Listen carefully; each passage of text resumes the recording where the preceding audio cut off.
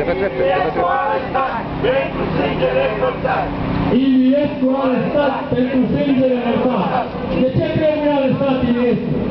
Pentru că el vătimonează. Și aici, aici, aici. Prin declarațiile sale nerușinate, așa cum s-a spus, el este prezent zi de zi și fac un reproș puternic prese și televiziunii din această țară, care iarăși crește pe care poporului român.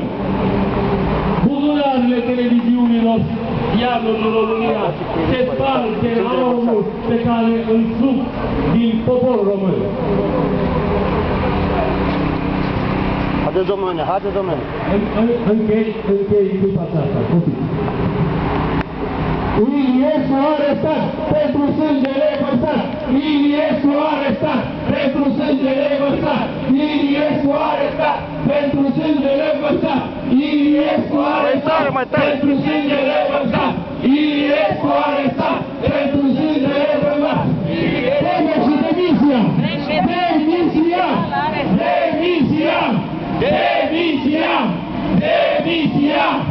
Demisia! Demisia! Demisia!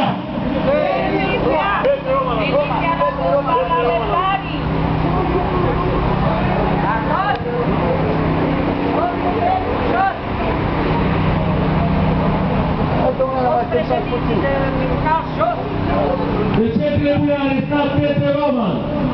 Pentru că la fel, prin toate manevrele pe care le-a construit în acești 20 de ani, a reușit să influențeze justiția din România, să o forțeze să țină dosare cu probe indubitabile în nelucrare.